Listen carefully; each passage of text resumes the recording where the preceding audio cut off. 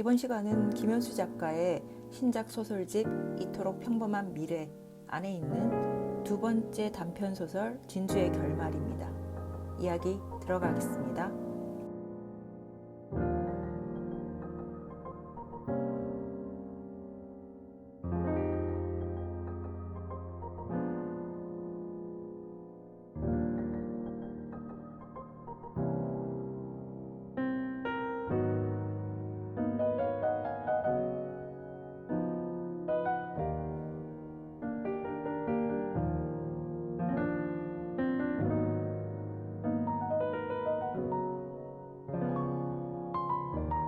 이토록 평범한 미래는 작가 김현수의 오랜 침묵 뒤에 출간된 9년 만의 신작 소설집이다.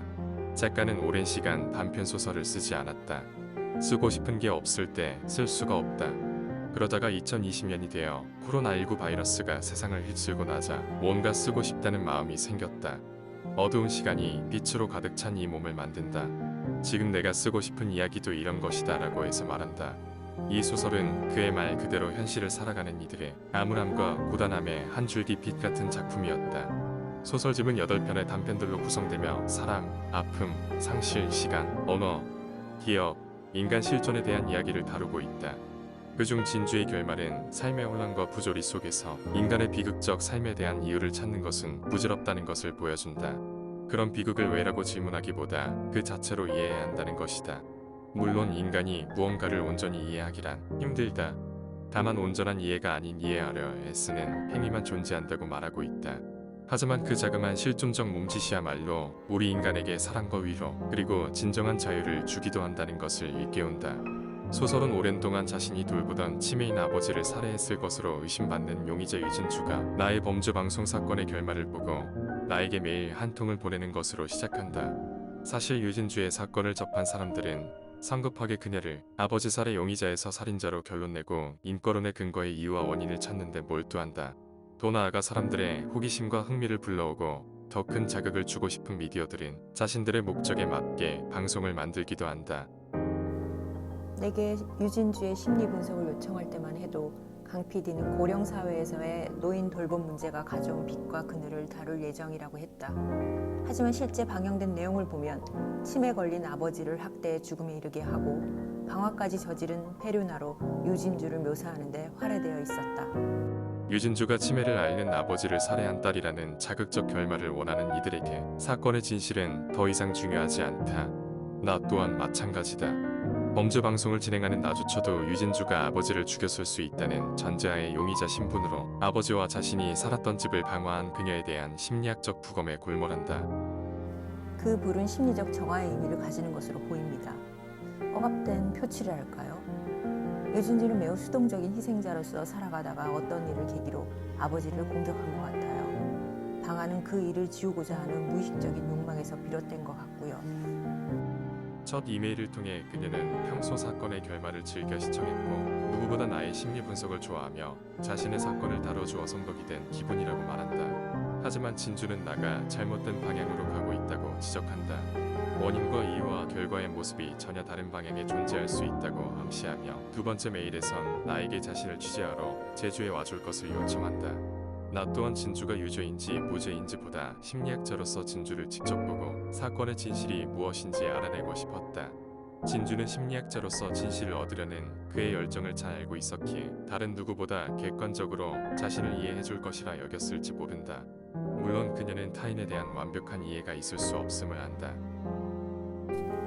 제가 공책에 받아 적은 끔찍한 글을 읽고 난 뒤에도 저를 이해해준 사람은 아빠뿐이었어요. 사람의 마음을 연구한다는 선생님도 저를 이해하려 애썼을 뿐이지 이해하진 못하셨잖아요. 그동안 제가 만난 대부분의 사람들은 상대를 이해하지 못하는 자기 자신을 이해하려고 애쓰는 것이면서 그게 타인을 이해하는 것이라 여기는 경우가 많았습니다. 어쩌면 이것이 유진주가 나에게 하고 싶은 말이었을지 모른다. 타인이 왜 그런 행동을 했는지 누구도 완전한 이해가 불가능하다는 것을 이야기하고 싶었을 것이다. 왜라는 것에 집착한다면 본질을 볼 수 없다고 말하는 것이다. 인간의 삶은 이유 없이 발생하는 일이 너무 많다. 목적도 없고 이유도 없이 일어나는 일들, 치매, 죽음, 질병, 상실 같은 카오스가 삶의 본질이다. 그런데 인간의 삶을 어찌 온전히 이해할 수 있겠는가? 진주는 용의자 신분으로 사건이 수사되고 재판이 진행될 때까지 자신의 집에 머물러 있을 수만은 없었다. 아버지와 살던 집을 불태우고 제주로 향한다. 적극적으로 그녀는 자신의 이야기를 결론 지으려 한다. 그녀는 가장 절망적 상황에서 좌절하지 않았으며 이미 내려진 결과에 승복하는 수동적 결말을 기다리지 않았다. 자신의 상황을 이해하려 했으며 그녀 나름의 목소리를 내려 한다. 어떤 생각을 지우고 어떤 생각을 남길지는 내가 선택하는 거야. 마음껏 생각하고 그 중에서 가장 좋은 생각을 선택하면 되는 거야. 그 소설가가 모든 글쓰기는 글짓기입니다 라고 말했을 때 저는 아빠의 그 말이 떠올랐어요. 진주는 이미 정해진 순차적 과정과 결과에 자신의 삶을 맡기는 글쓰기가 아닌 앞으로 올 그녀의 미래를 그녀가 만드는 글짓기를 하고 싶었다. 남들에게 자기 합리화와 자기 기만적 행위라 비난받을 수 있음을 그녀는 안다. 하지만 그녀는 타인들도 그들의 입맛에 맞게 진주의 일부를 선택하고 편집해 그녀의 삶을 재구성하고 있다고 지적한다. 그들도 그들 나름의 글짓기를 통해 유진주라는 호구의 이미지를 만든다고 말한다. 유진주의 삶을 각색하고 유색하는 능동적 행동은 이미 정해진 숙명론적 삶을 정면으로 반박한다. 이쯤에서 그녀는 카미에 반항하는 인간으로 보이기까지 한다. 신이 인간을 만들고 그들의 운명을 결정지어 글쓰기를 끝냈지만 유진주는 자기만의 글짓기를 통해 결말을 쓰려고 한다. 유진주는 저항하고 반항한다. 그녀의 반항은 자기의 삶을 선택적으로 지우고 남겨둘 수 있다. 그래서 그녀는 신의 각본대로 그대로 살 필요가 없다. 수사 진행 중 유진주의 아버지가 기형 간염 보균자였다는 사실과 사망의 주요 원인인 출혈이 외력이 아니라 간암이라는 소견이 나왔다. 진주는 아버지를 살해하지도 학대하지도 않았다. 유진주는 무죄이다.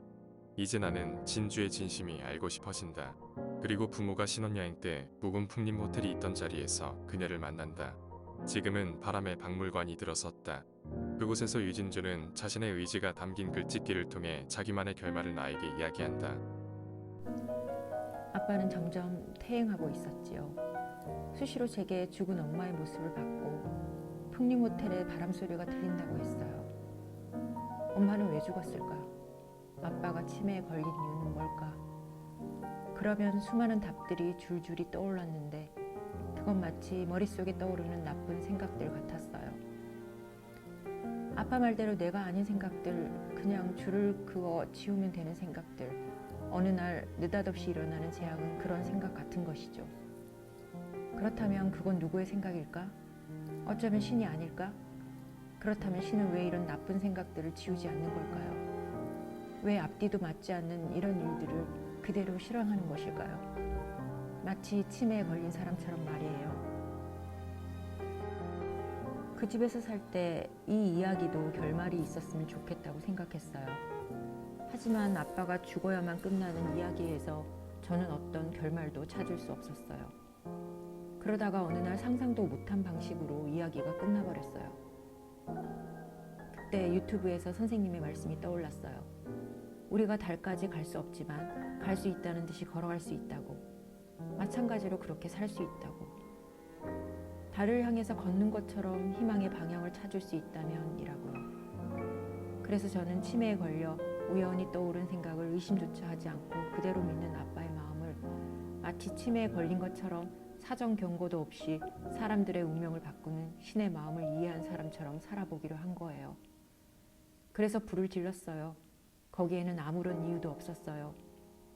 이해만 있었죠. 저는 비로소 자유를 얻었거든요. 그 순간 모든 이야기로부터 자유로워진 거예요. 사실 치매를 앓는 아버지와 진주의 결말은 그녀가 상상도 못한 방식으로 끝났던 것이다. 하지만 진주는 다른 결말을 선택했다. 치매에 걸린 아빠의 마음을, 사람들의 운명을 마구 휘두르는 신의 마음을 이해하고 싶어서 방화를 했다.